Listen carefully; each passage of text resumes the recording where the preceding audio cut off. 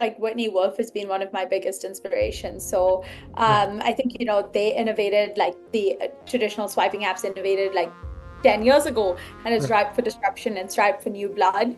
And the problem is that dating app success stories like yourselves are so far and few between now that Right. we really have to think about like what can we do to like really improve.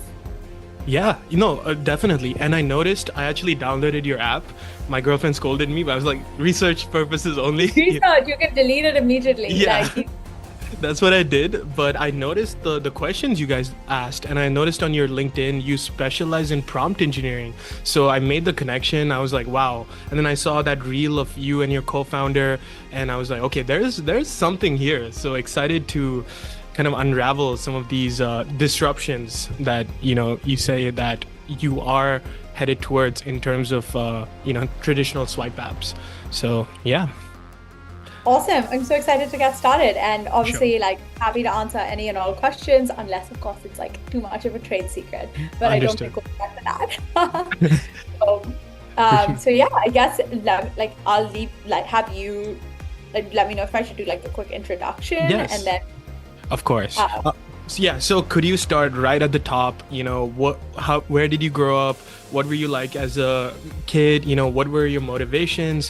What path did you follow all the way up to the inspiration and the motivation for this app? So yeah.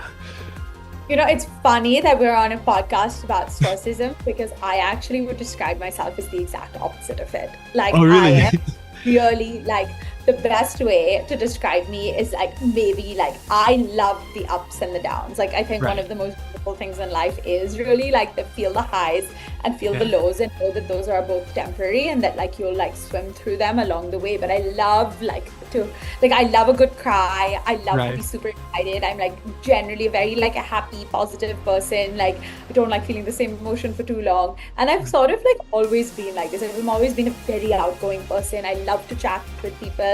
And I think certain things are genetic and hereditary. And I'm Definitely. very like my maternal grandma, so my nanny. Right. And of all like I like say it's from even like the small things where it's like she's the only person from my six, like my parents and grandparents who has curly hair. We have a lot of Mhm. the same mannerisms. We love to chat with anyone. But Mhm. most importantly, she's a matchmaker. So she Oh, had up 26 couples. And I kind of grew up like with her, just like always talking about it. She like always was like on the phone with someone on her landline, being like, oh, right. had your son or daughter met this person? Oh, let me connect them, that kind of like vibe.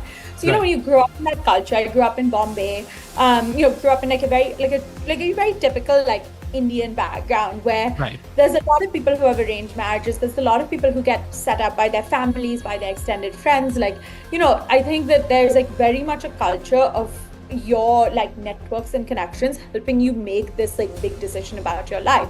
So I always grew 100%. up in that, right? And I think that that really influenced me from a young age. I will also say that Bollywood movies definitely and Kara influenced me. Like I'm Of a big course. tech. Yeah. And I love like I'm like you'll never catch me reading nonfiction. Like you will always catch Oh, me reading crunchy romance. Like that's like love my it. guilty.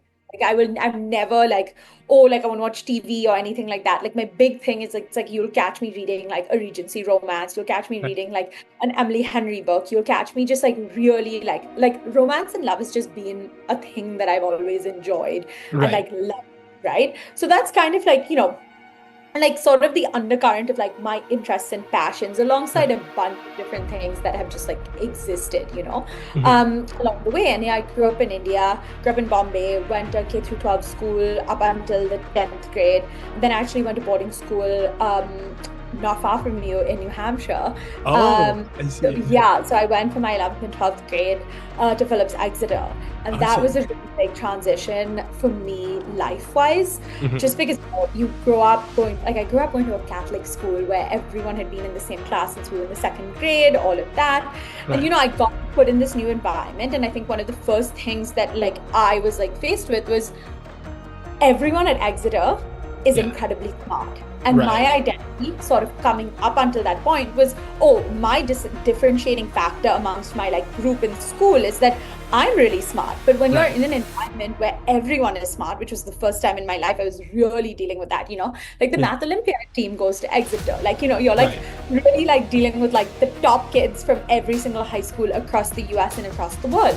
Yeah. So suddenly it became like, well, what is my identity then, right? Like, Right. what makes me different from all of the other smart kids? And something that I really sort of like went like honed in on was again this like here like love and relationships and like whatnot. It just was a thing that I enjoyed. So I actually started a column in our high school newspaper called Guru Nandini Says, and it Oh. was a dating advice column. Right. So you can really see those like connective, like invisible string that like goes Mhm. through my neck. So I like start this column, and it is absolutely insane. Like it is really not what 16-year-olds should be publishing. Like it's like a controversial thing. And Right. keep in mind that this is being published in the oldest high school newspaper in America. Like it Wow. is like this is not like, oh, like we're printing it on A4 pages and Right. like we're distributing it. It's like It's very every week. prestigious, like the Yeah, newspaper. every week this goes out to alumni, to families. Like it is like a real like physical thing. The Right. trustees after 3 weeks were like, what is she doing? Like, what is going on? Who has approved any of this? And Right. that's like, and they literally were like, this column cannot run.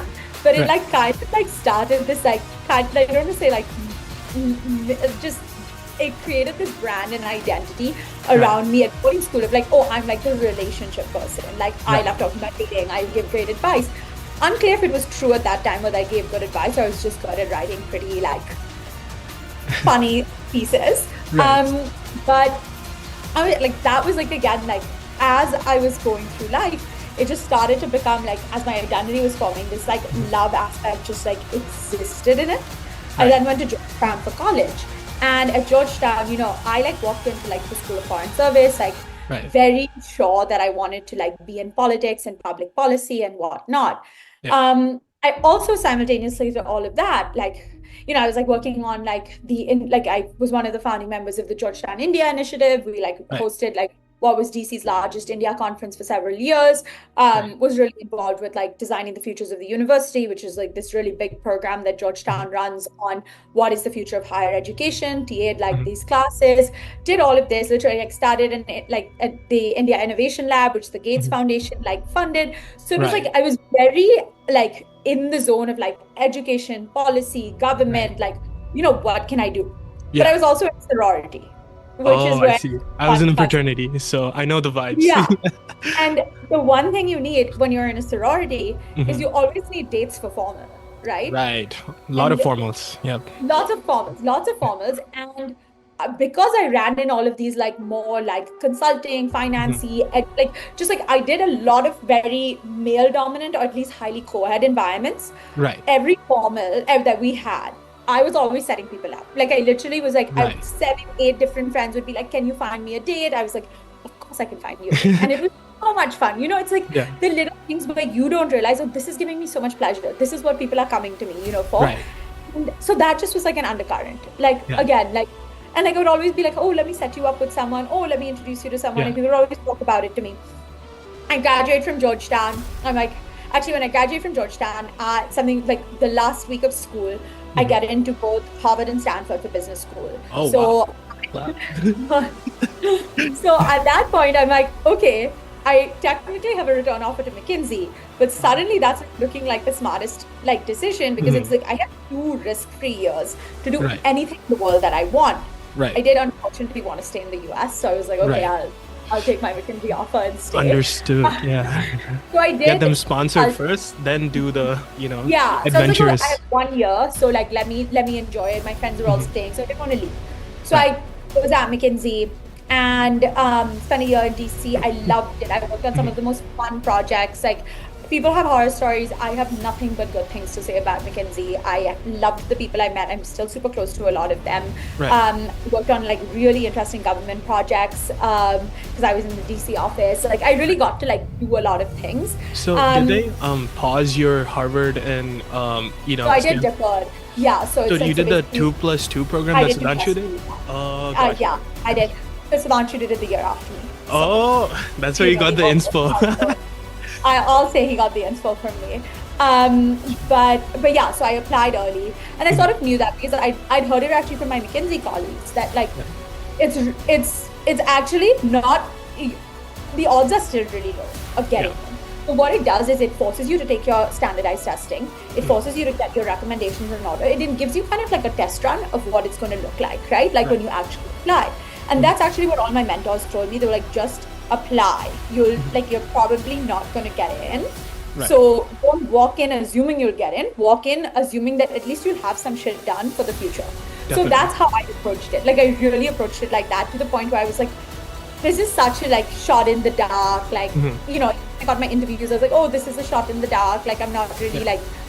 like nervous or worried. I'm so sorry. My like doorbell is ringing right Yeah, now. go for it. Back in. Yeah. No, totally. Go for it.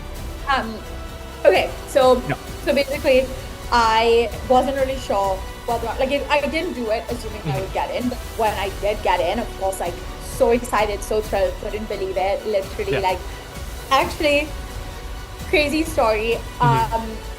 So I don't know how it's done now, but Yeah. it used to be that Harvard comes out on one day and then Stanford comes out the day after. Right. Um, so I got an email from Harvard saying like, congratulations, welcome to 2+2. I get a phone call from a random number, Uh-huh. and I'm like, oh, it's like I kind of knew like, oh, they call you to like congratulate you, Right. etc. So I pick up and they go like, hi, is this Nandini? I'm like, yeah, is this Harvard? And they're like, no, this is Stanford. Oh, And damn. I was like, what? And they were like, yeah, congratulations, you got it. And I was like, wait, what? And I was like, really? Like, I thought someone was pranking me. So my Yeah. email, like my first, like not my official acceptance, because that comes the day Yeah. after, but I get an email from Stanford, like the person who I spoke to being like, that was Mhm. not a joke. Like, you Right. are actually in. And I was That's like, this is crazy. a crazy, crazy day. Yeah. It was one of like it really like was such a defining moment of my life because it gave me so much flexibility Yeah. to like to like play around with like the 2 years that I Mhm. had in front of me.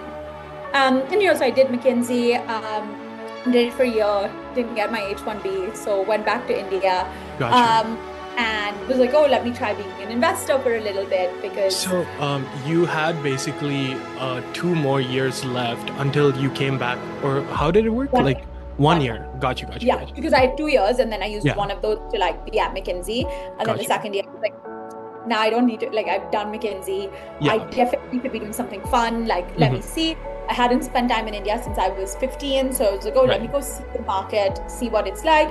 So I went Yeah. and worked in impact investing in India. Got you. And I, you never know how life, like, the Plays out. paths like you on, right? Yeah. When I made my decision about HBS versus Stanford, which was in like May 2017, I Mhm. kind of was like, I want to go down the GSP path because I think I want to be an entrepreneur. I know I'm going to want to build something, like all of that. Yeah. Through that, right, I like meet some other Stanford India people. When I moved to Bangalore, one of them is like, oh, I'm actually hosting a dinner. Why don't you join my dinner that Right. I'm like having? So I land at 8 a.m. on a Monday, and at 8 p.m. I go to this dinner. Right. And I end up sitting next to this founder who's like, oh, I'm building this online tutoring company. We want to do like personalized learning. Like it basically sounded like this vision of like, can you make like Exeter, which is a school that has a $1.2 billion endowment, can you Right. like actually make something like that accessible to like 1.2 billion Indians? And I Right. loved the idea. I was like so sold on what he was building. And it actually sounded like something that I would be like, oh yeah, this is what I would want to build post GSV. Right. I actually ended up quitting my job and joining as head of product at this guy's startup. I also ended up marrying him. So that ended up Oh, really that's a twist. Damn. Okay. so that ended up being a really, Wow. again, you never know. It's like, oh, Yeah. like I think choosing Stanford, choosing the entrepreneurial path and choosing that direction, it led me along to find someone who was equally aligned to the value set that I had, which was Right. impact, entrepreneurship, building Mhm. something, independence, like this life Mhm. that's like bigger than just like what you want and your own Mhm. like money Mhm. and fame and whatnot. So Yeah. I always think it's really interesting to like when people are like, oh, how do you meet someone? I'm like, you should really think about like what are the values you hold and what are the values you would want that person to have, because then Right. why not like you should put yourself in situations where you're likely to meet someone who fits those things. Right. I'm So yeah, actually great story there. no, that's a great story. I spurred a thought. So I'm a student of psychology. I love studying psychology, and it seems like throughout this whole story you were saying, you have a very keen sense of purpose. Like with auntie being the match or your nanny being a matchmaker, you kind of imbibed a lot of your sense of purpose to the point where you were ready in your mind of what the person who you would potentially see as a partner, you had those qualities ready. I feel like a lot of people who struggle in dating today, they don't know who they are. They don't, understand their identity. They don't have clarity over the sense of purpose. So when they look for someone to complete them, they don't know what they're looking for. So do you think that's something modern dating It's combats? actually, I think, modern life, right? Modern Like, life, I think right? we are almost like surrounded by so many like things and Mhm. options. Whether it's like what career, like you look on Yeah. Instagram, it's like, oh, what Mhm. destination should I go to for my holiday? Like, what Right. there's so much optionality in Yeah. every part of our lives Mhm. that we sometimes end up being like, well, there could be something better out there. And we don't spend enough time thinking, like you said, Right. what do we really want, right? Like, and Mhm. it's like, I think that like one thing that has really been my thing in life is that Mhm. I tend to be a very reflective person, and I spend a lot of time like actually thinking about like what I want from a situation and like Mhm. why. Like people are always surprised by my, sorry, I'm gonna hug this up. Let this I know the struggle. actually like why these things not having a charge. Oh, that's what your light looks like. I got this like Amazon ring light thing. So this thing. Wait, oops. Heck, That was heck, okay, perfect. We're perfect. back. Yeah. Okay, so I think like through my life, I've really like been like very deliberate about like Mhm. how do I want to navigate things. People are always surprised by like, Indian girl goes to like boarding school in New Hampshire. Like Right, what that? And it was, I've always been a bit like, okay, well, what's this step going to take me to the next step? And what's right, the next step going to be? I try to think like further up ahead. right. And that's been something that's really, really important. So I will say like that being rational is Mhm. really important. Mhm. And it's sort of like contrast to like the what I say about being romantic, because I Right. love romance, but I'm actually pretty rational when it even Mhm. comes to love, where Yeah. I think that one of the, well, it's all funny how these all things rotate back to like invisible. Yeah. In May 2017, clearly a moment of my life that was Yeah. really important. I actually went to revisit Stanford, right? I see. And yes, to like kind of just see where do I see myself going to school. Right. And once I'd gotten in, and I was there when Sheryl Sandberg was speaking, who's I always see. been someone I really look up to. And she was doing a closed door view from the top. She's also like, this was right actually after her husband had passed away very suddenly on a treadmill. Oh And she was wow. talking, she had stopped talking about lean in and she was really talking about plan B and like Right. grief and moving on in life partnership. And I remember someone asked a question, which was, when you were in our seats and it was like, Yeah. another young woman. It's like, what was the piece of advice you wish someone had told you? And she said that the most important decision you make in your life is who you pick as your life partner. 100%. And that's the highest correlation to your professional success, your happiness, and like the end of life satisfaction. And Right. I just remember hearing that and being like, yes, that makes sense because Yeah. ultimately, whether you work at McKinsey or Goldman Sachs, whether you go to Mhm. Harvard or Stanford, whether like you go to VC or become a private equity guy, like Mhm. these all feel like much more small decisions that are not going to be so dramatically different and not so irreversible.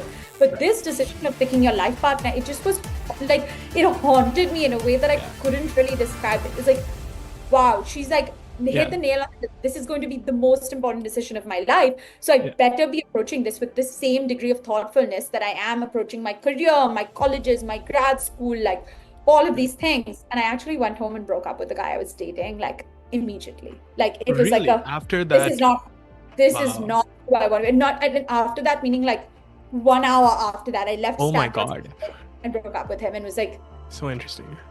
I know this. I know the journey my life's taking, and this is not the journey I'm going to be happy with. And so I really like, like hopefully one day Yeah. I will meet her and I'll get to share what a massive Yeah. impact she's on my life because of Definitely. this.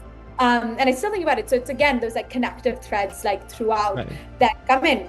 Mhm. So I spent a year in India, met my now husband. We like built a edtech company together. Oh wow.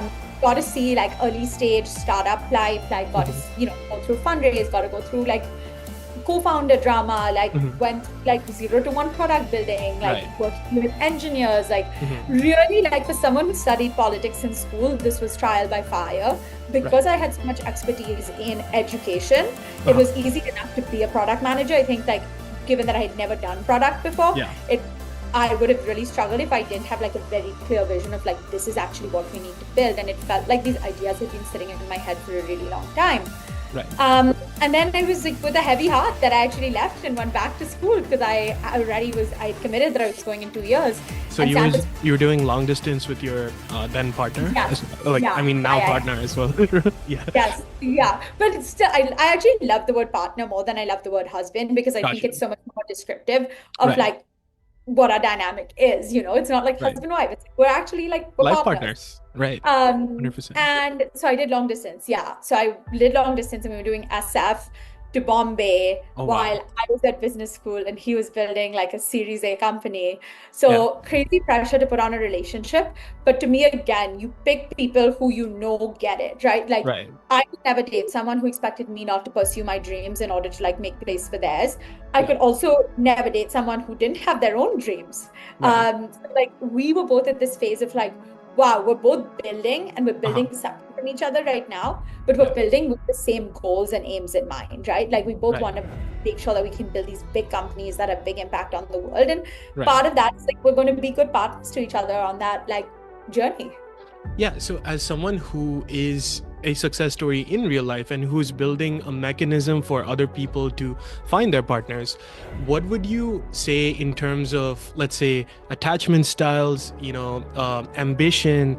These are things we don't see on Hinge, Bumble, Tinder. Yeah. It's not thought about. So in your AI curation, like how do you implement some of these things that, you found someone, you resonated with them? How do you help your users solve some of these problems? So part of like why I'm building what I'm building is because I like really do feel like my theory of matchmaking is pretty simple, right? Like Mhm. I believe that you want to introduce people who have on if this is the axis, right? Like Right. they are on the same page when Yeah. it comes to values and long-term goals. And Mhm. then you want them to be actually complementary when it Mhm. comes to personality traits and interests. You're not trying to find people who are exactly alike, but you're Right. trying to find people who are going in the same direction, but will keep each other entertained along the way. Oh yeah. And that is probably the best way to describe what I do with my life and why I'm Mhm. building such. Like I truly do believe in this. And Mhm. all the couples who have successfully matched fit Mhm. that like same XY axis where I knew them well enough. I knew the individual, the girl and the guy, and I knew what the answers were to those values and long-term goals, and I knew their personalities well Mhm. enough. I had far more data about these people Right. than Hinge, Bumble, or Tinder will Right. ever have as a user, right? Because what they're getting is basic demographic details and they're asking you to write random prompts. So the Right. compatibility score is a total joke because there's tens of thousands of people who meet your like probably your like ethnic, religion, race, Yeah. like age filters. Right. But what they're not really able to check for is a range of factors about like even let's start with like where do you want to live long term? Like what are your responsibilities? What are your life goals? Like what Right. like it's not just about like, oh, do you want kids? It's like, Mhm. how many kids do you want? Do you want to raise them in India? Do you want to raise them like in the suburbs? Do you want to raise them in the city?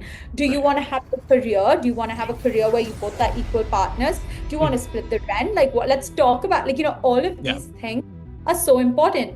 And the one thing is that I feel strongly about, I sound like I feel strongly about a lot of things, but one of the things that's really important to me is this idea that there isn't a one size fits all pattern, right? 100%. Like today, what works with for me and my husband would probably not work for 99% of the other people. What Right. works for you and your girlfriend would probably not. It's not about one type of relationship and modeling this behavior. It's actually about saying relationships are so fundamentally unique and people are so unique that we're actually looking at a large data problem. We're Yeah. literally saying, like, hey, if I had perfect information about everyone in the world, I could actually match you far better because I have all this information.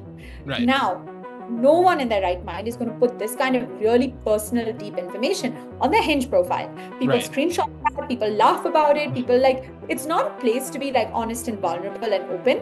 Yeah. But that's why in some ways matchmakers or like this third party concept really works, because today if my friends are telling me about what they're looking for, I'm not revealing that information to the person. I'm merely like saying, oh, I know you're looking for XYZ. I know this person is looking for ABC. He Right. has XYZ and you have A, B, and C. So Right. let me get you guys. I don't need to reveal the A, B, and C and the X, Y, and Z to anyone. So that's the beauty of like a third party platform that's able to do some of like the leveraging. Now Yeah. with human, we can only compute so much amount of data at any given Yeah. point, right? And I experienced this because last year in January, this is like kind of skipping things along, but like All good. I had just wrapped up, like I had been working on like a pilot in the dating space called Setup. Had a co-founder. We ended up realizing it wasn't a good fit for each other and like, parting ways. And I knew I wanted to build something in matchmaking. Like I just knew it. And the advice you always get is do things that don't scale and do like a low code, no code, right? All I did was I created a form. I was like, I've set up people who've gotten married. Give me your info. I'll introduce you, right? So Right. you know what? Maybe like 15, 20 people will sign up. I'll just post it on my Instagram. I'll make a little reel about it and we'll, see if people send it. I had A lot of 4,000 people sign up. 4,000.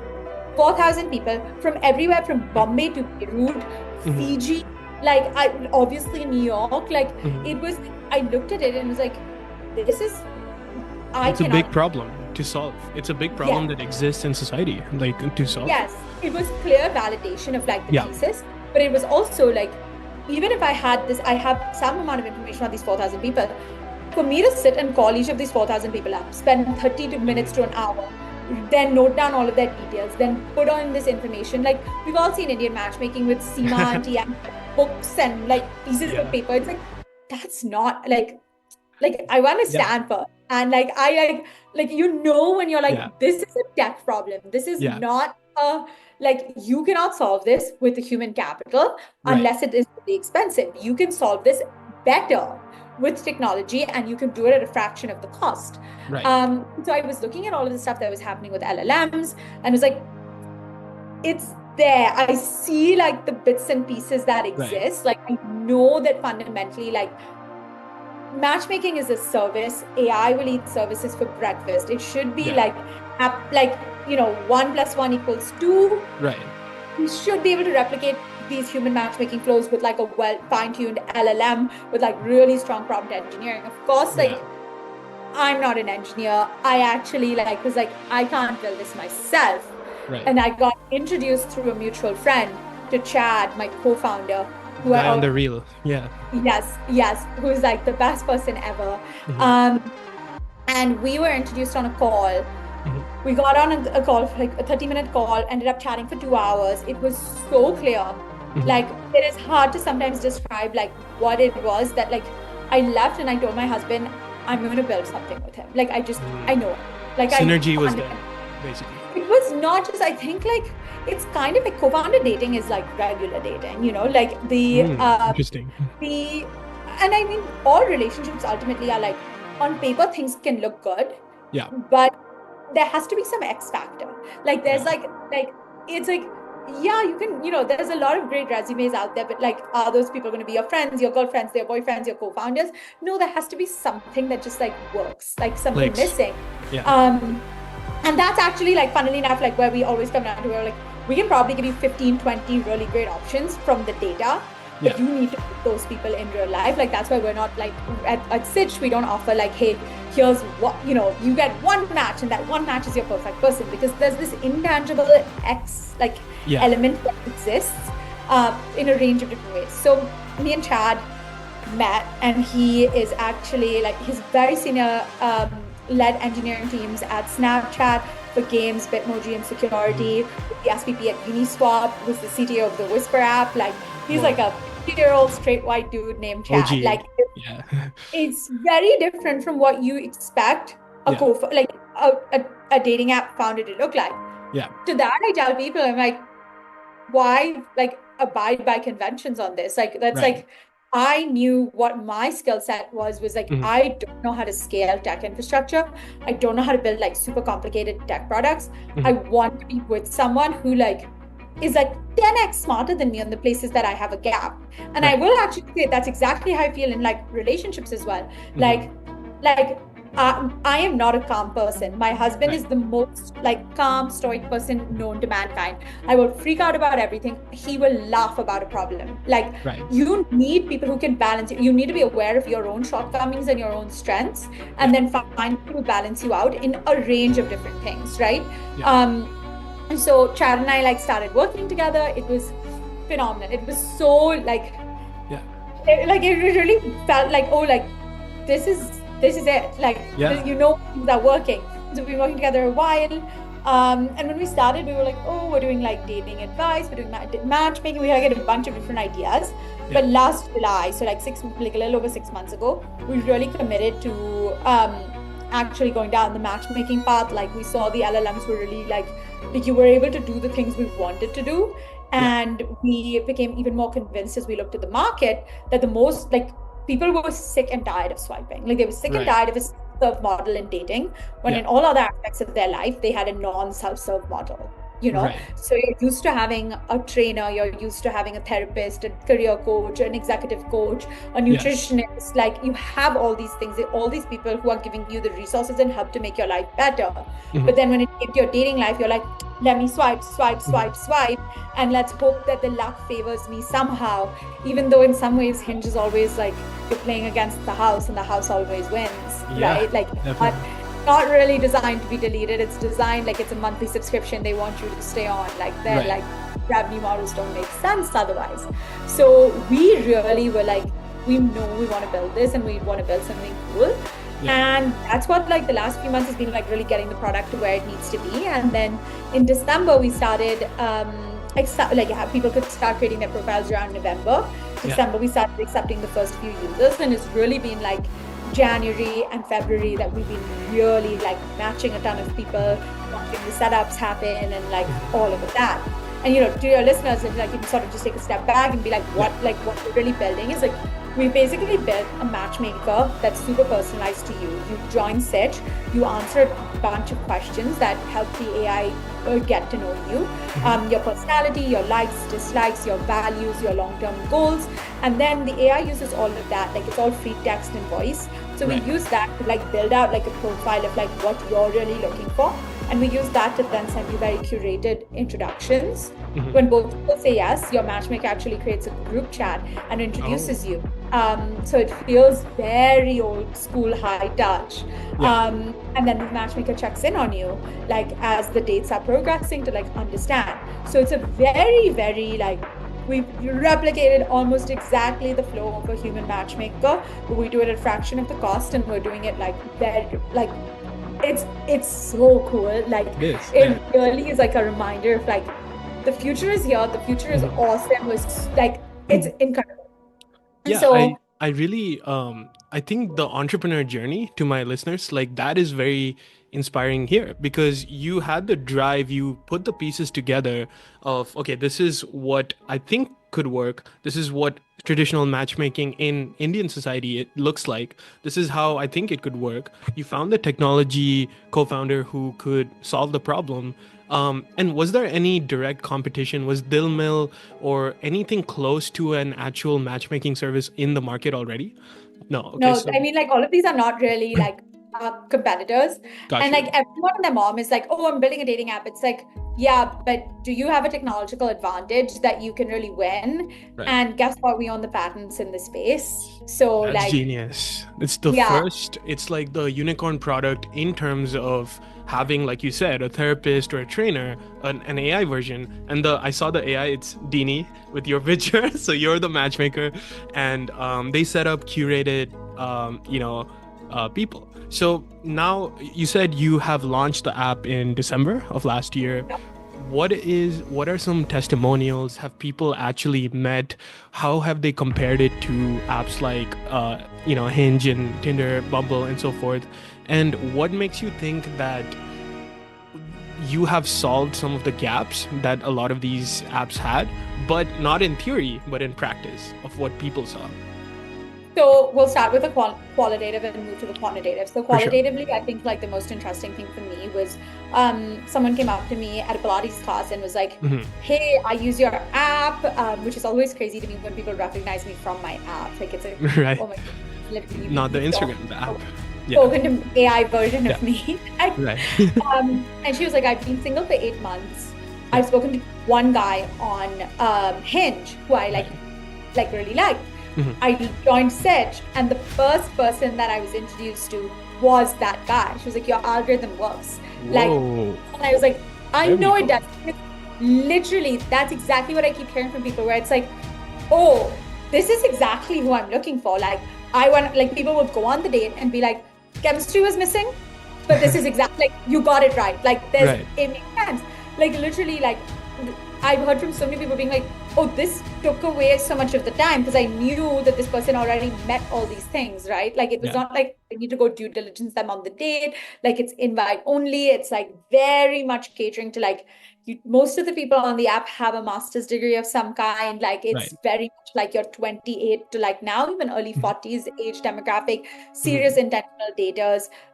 There's also a really different buy-in, right? Like Hmm. from like on there's 8% of people on existing dating apps pay for it. So there isn't an Right. incentive to take it seriously. For us, all our users are paid users and they buy a pack of setups from us. So you buy 5 setups for 125.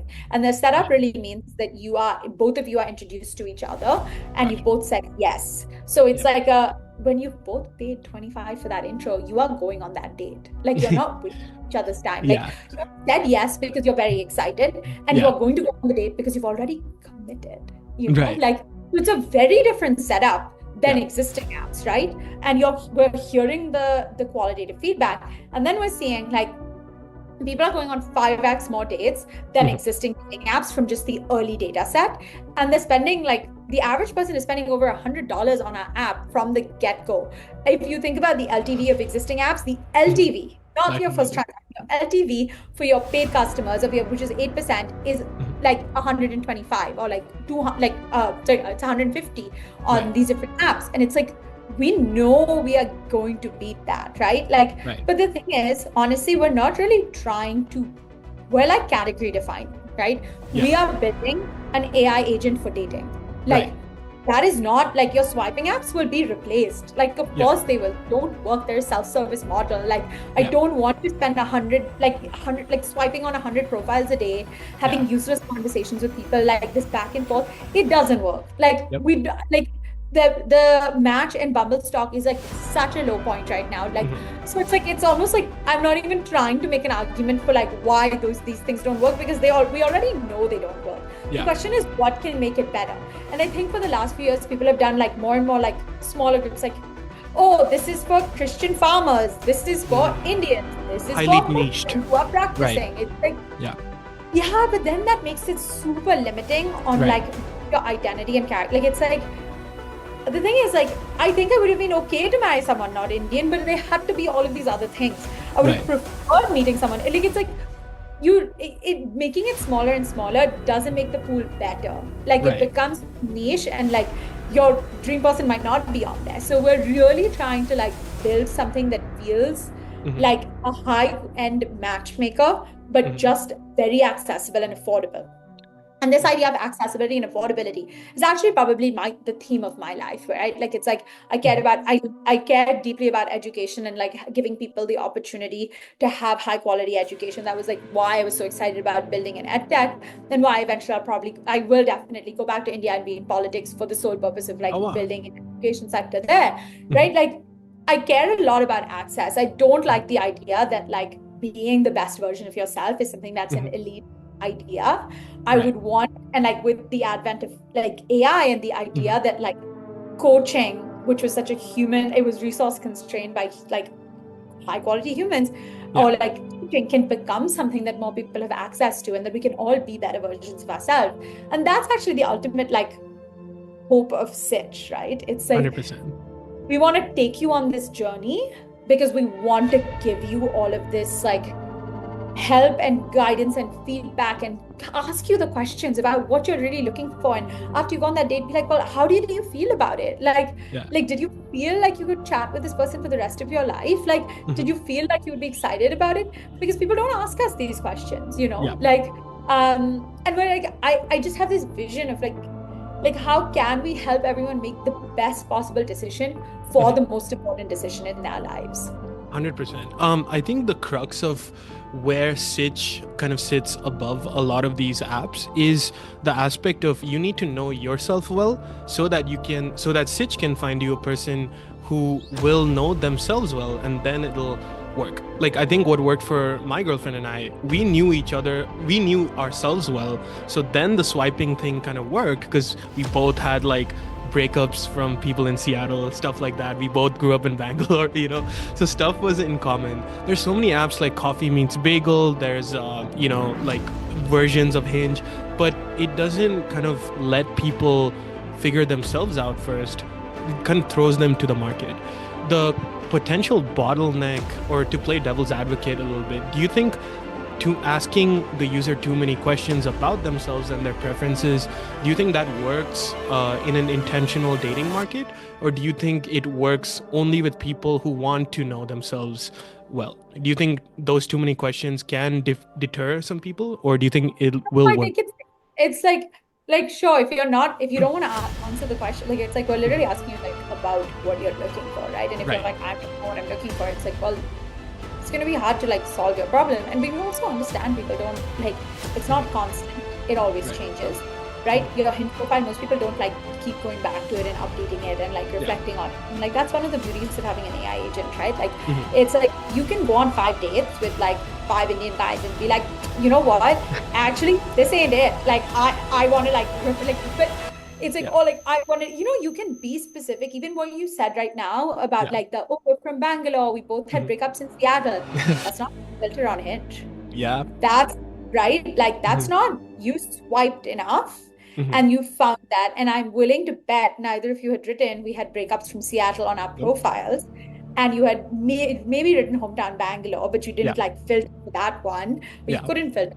Like on Sitch, True. that would have literally, the bot would have probably been like, hey, by the way, you guys literally might already know each other from Bangalore. Like, Yeah. and like, you're both really in the looking for something serious at this point. Like, Yeah. and like you've come out of long, like you can share and reveal this Mhm. information and search and filter on this in a way that you can't do on any of these existing apps. Right. No, you're 100% right on that. I think, and especially for intentional daters right now, I think the market is different for people who are just looking to, meet people in college, hook up, those kind of people. Yeah. Intentional And it's dating is completely different. totally fine. It's Yeah. totally fine. Listen, if you're not looking for something serious and you don't want to spend time around 20 minutes of your time answering questions, Yeah. There's that's others fine. place. There's other places for you. Yeah. Like I'm not saying that every single person like needs to be on Sitch at Yeah. every point in their life. But Yeah. there comes a point where you're like, yeah, I actually want to find someone who I can build a life with. Mhm. Yeah. And when it comes down to that, like maybe you get really lucky and you just Mhm. happen to meet that person out in the wild. Definitely. But a lot of the times we just don't. And sometimes even like the people you meet out in the wild, right? Like it might not be the best possible fit for you. So how can you think like more deeply about what the right fit could be? And Right. I love the idea of like exploration and like Mhm. figuring out more about yourself. But there's also people who like kind of are like giving like shitty answers. That's fine. Yeah. You'll get shitty matches, or you'll get like, but the bot It's on kind of you. gives you feedback being like, oh, like you said you like traveling, like Hmm. that's really not specific. Like, Yeah. that's So it info. does catch some of those things where if you're not specific yourself, it'll probe you with More questions. question. That's Interesting. the nice part, right? Because it's not like, I think it's not static, right? It's Right. like the It's beauty of dynamic. LLMs is that I'm not asking you to fill out a form. I'm actually asking you to have a conversation. So Gotcha. Gotcha. that's Very that interesting. is different. And that's actually like the promise of all of this, right? It's like Mhm. really deeply human experiences Mhm. in a way that we've not like had before in our lives, like Mhm. that are like you know I'm just like endlessly excited about this like time and era that we find ourselves in, and like and I do think the future is going to be written by the people who are building in this space, because you can either build it to make us more human and more connected, or you can be on the other end and be like, forget all this. I'm going to build an AI girlfriend.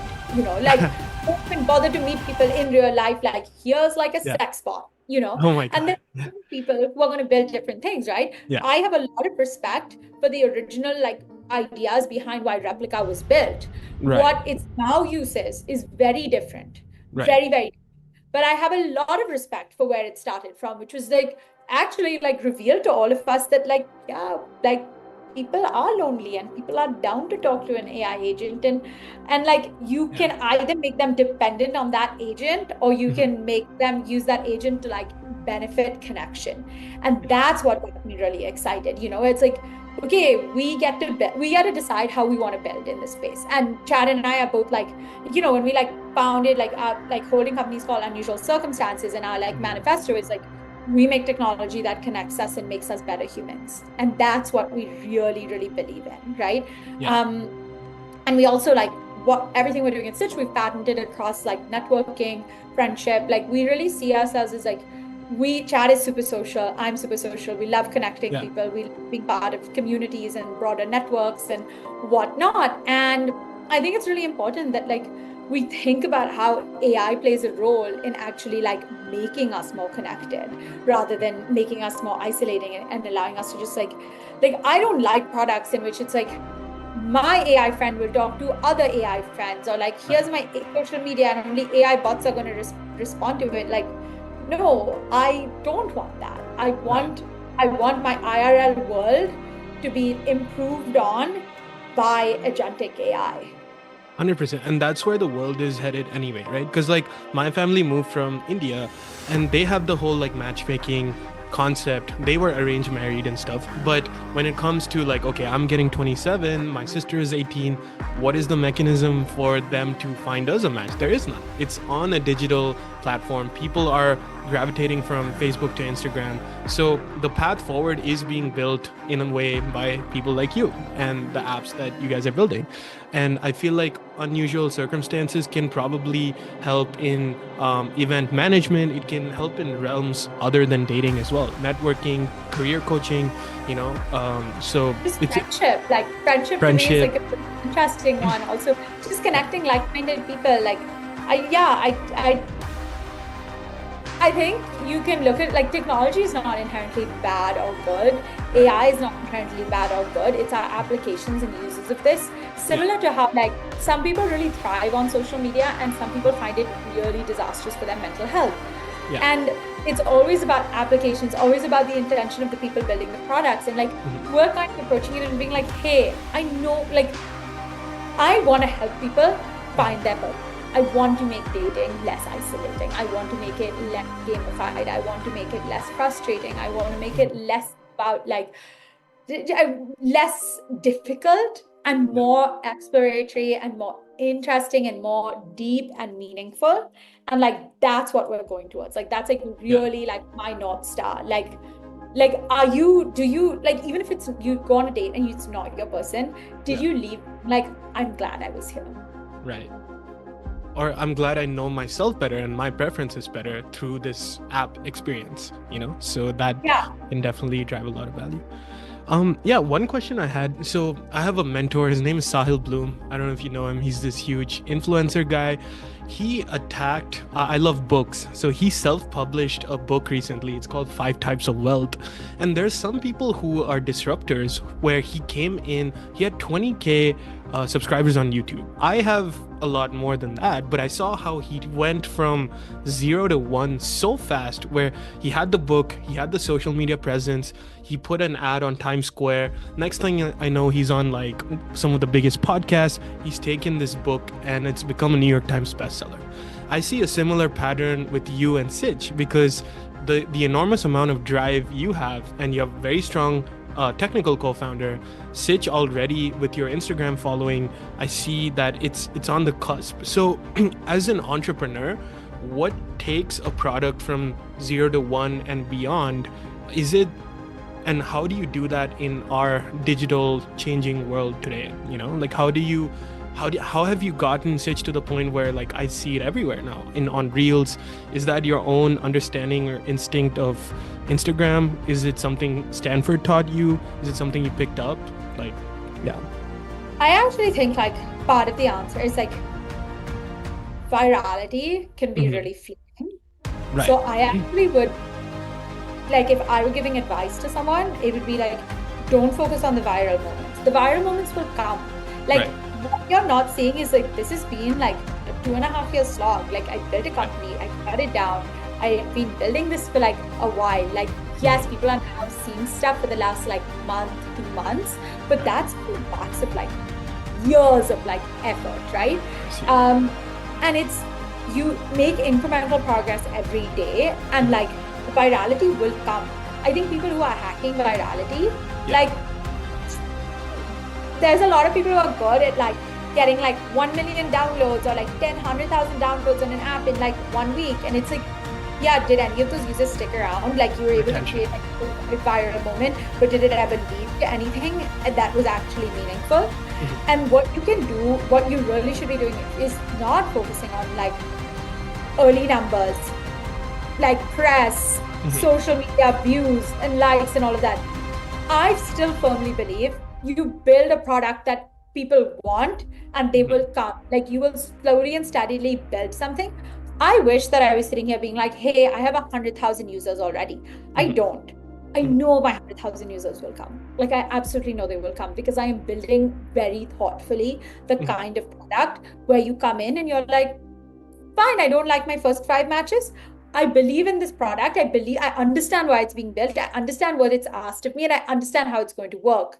Right. And that's actually like being thoughtful and being really driven about like why are you building this, right? You're not Hmm. building this to get like I don't want to be like it's like I don't care about like getting an article in XYZ place or like a billboard in Times Square. Yeah. What I care about at the end of the day is did I build a massive company that changed the world? Hmm. And whether it comes in 5 years, 7 years, 10 years, 15 years, I need to know with like single minded like focus. This is where I'm going. This is what matters. And I think we're all fundamentally like we are driven by certain things and we care Hmm. about certain things. So how do you focus on like again like finding what that thing is for you? And Hmm. like entrepreneurship is not fun. It's not Oh yeah. sexy. It's actually a slog. Yep. Like we don't talk about a lot of it. Like it's really become glamorized in a big Hmm. way. But actually, like they're like most of the time you're like running around with your like a headless chicken. You're Yeah. stressed like about a million different things. You don't know where your next paycheck is coming from. You don't know if you're gonna meet numbers. You don't know if like a better funded competitor is gonna come out of the like the blue. You Hmm. don't know any of this. But what you have to believe is that every day when you wake up, you actually care about what you're building and you connect deeply with the why you're building it. So Definitely. A great answer. Yeah, definitely. That will help me and a lot of entrepreneurs. One question I had, what about safety and protecting the users? You know, there's things like catfishing. Love bombing is more of like a interpersonal thing. It's like people yeah, in emotional manipulation, verification, ghosting, breadcrumbing. How does Sitch kind of deal with some of these? we can't really like love bombing and breadcrumbing. Like these are all Those things are that like people. people are doing. Like that's hard for us to be like because we don't monitor one-on-one chats. Like if you're Right. talking to somebody on the app, like that's a huge invasion of privacy for me to come in and be like, you Right. shouldn't be saying this. However, catfishing is crazy. I saw this with my Mhm. first dating app I built. I'm like, I literally am asking you for a verification selfie. If you pretended to be a blonde girl and you are a Yeah. man, why have you sent your selfie? Like, did you think I Yeah. wasn't going to check? So Yeah. we do that, where it's like identity verification is super important. And we currently don't have like we haven't like added in LinkedIn and Instagram, but we will add those in at a later stage. But so far we're just finding like because we have an invite code, that actually is like a good screening mechanism. Right. Um, and the verification selfie is like really good. I honestly, I'm a girl. Like I Yeah. know it. I think it's like sometimes you're like, oh, like we've forgotten that these things can be really dangerous. Like Yeah. like it's funny because it's like I forgot how like Uber is a crazy concept when you really think about it. Like I'm getting into Yeah. this random stranger's car, Yeah. and then when I like started taking Waymos when I was in SF, I was like, Oh yeah. wow, I feel so much better. I forgot that I have this like sometimes like I'm like it's super late at night and like an Uber driver is dropping me home. I'm like, I actually don't like the fact that you know that I live here and that Right. it's like I unlock the door and like you Yeah. like can It's see too all of much. this. Yeah. So I think like safety is something we like like it's hard in an online world, right? Like to like keep people safe. So we're trying to do our best to Yeah. really like make sure people are who they say they are. Unfortunately, we can't control for bad behaviors that happen after we verified that, Hmm. but we're definitely like looking into that. Got you. Yeah, that's great to know, especially with the kind of user base you guys are gonna have. I think that will be phenomenal. Um, are there any cultural kind of stigmas that are facilitated with the aspects of matchmaking? Oh, for sure, for sure. Yeah, we can end it. Um, Um, for I example, think yeah, go ahead. Well, it's funny because I actually think Netflix did my job for me, right? Like in like Yeah, normal matchmaking. Like, yeah, thank you, Netflix, for Indian matchmaking. Thank you for like making everyone be like, wait, do I want an arranged marriage? Do I want to see my auntie? Or, like it's almost like it's amazing when the tides are turning somewhere and you're like, oh, I'm like jumping in now. yeah. Like versus like I think 6, 7 years ago, like when like Tinder, Bumble, Hinge were doing pretty Mhm. well. It'd been hard to come in and be like, why don't you trust a matchmaker? Yeah, So that has worked. What I think is really lovely for me yeah, is that I am very connected to my like Indian heritage and right. when I Indian heritage, like I go home for 6 weeks a year. Wow. I am very Indian. Like Mhm. in every year we host a big Diwali party, we host a big Holi party. Like Yeah, this is my cultural tradition. This is also like my grandmother. Like yeah, it feels so deeply connected to who I am and the things I mhm, care about. And I feel so lucky that I'm able to share this mhm, with the world. And it is very different from like I don't like this it's hard to like be like with like matchmakers in India, there's like a monetary aspect, there's like a lot of stuff around like people being forced into marriages they're unhappy with. Like it's not this like rosy colored picture. right. So I don't want to suddenly be like, oh, like matchmaking in India is perfect and like Mhm. all of that. But there is a sense of like, hey, can you trust the people in your life or can you trust other people to help you make this decision? And I love that I'm able to share that. And I love that like, I get to bring a little part of my like Yeah, family background. I think that's actually like maybe the thing that like it's very special to yeah, me. I was home, with my mhm, mommy and like I was talking about what I do, and she's like 87. Like mhm, it's such a different like, and she like showed me her diaries where mhm. she would like write down all of these things and like, like the landline, like where she like always would like make these phone calls and like I'm like, look at my database. It's online on my laptop. And my grandma's like, what? It's so crazy because you Yeah, think about like the cultural legacies and the things we pass on. yeah, And I do feel like there's this big part of her that exists in it and like my why so mhm, often it's because it's like it's there. Like this is just in me. And it's like so nice to be able yeah, to like think of it as like, she did this for so many couples. I hopefully will do it for like 26 million people, like 100%. it's like Yeah. that's like at least that's the hope and the goal with this. No, it's a great message. It's a great purpose. You have a tremendous amount of drive, and I think the big ideas that work, the unicorns and disruptors, they come from a place of surety. Like you know that this worked before. You know how you can make it work in the present and how it'll impact the future. So I know you do have to drop in a bit. So I would personally love to, work with you and Sitch. Also make maybe a review, like not me on the dating app, but one of my friends, and Yeah. like see their user journey, see the verification process. Maybe they can meet their person too. I'd love to make like a little video series or podcast in the future with you. Absolutely. Absolutely. Would be so happy to do that. As you know, we made a code for you. So any of Yeah. your viewers who want to like try and experience it because Stitch is invite only, we have the code STOIC for Perfect. all your viewers. And Yeah. that will give they'll be able to skip the wait list, which I think currently is at like 6 or 7,000 people. So it is Wow. so please use the code if you're Yes. going to join. It's just easier for us to track that way. Yeah. And I think it'd be so fun to like watch this because I think this is going to be a long journey. It's going to be a fun journey, and Yeah. it's always so cool to like meet people along the way who are excited and believe in the mission that Chad and I are trying to build. 100%. Yeah, I would love to collaborate. I'll leave the link in the description, the code STOIC. And I'd like to leave with one STOIC quote and what it means to you. So, the impediment to action advances action. What stands in the way becomes the way. Obstacle is the way by Marcus Aurelius. What does this mean to you? For me, the only thing that stands between us and what we want is ourselves, Right. right? it is like truly like whenever I hear like these things about like l- life is, it's not about overcoming like the actual things that come. Like it's like you have everything that is needed within you. You are enough, and you are Yeah. enough to overcome all of these different things. And things you see as setbacks and things you see as challenges are actually like all of the things that help you along the way. Like every decision, every rejection has been a redirection. Every stumble along the way has only taught me to get up faster. And it's like truly at the end of the day, we are the, like my favorite quote is really just like, Mhm. we are the captains of our fate, we are the masters of, I forget the Invictus exact quote, which is horrible, but it's like Yep. that, the idea of like we are truly the masters of our journeys.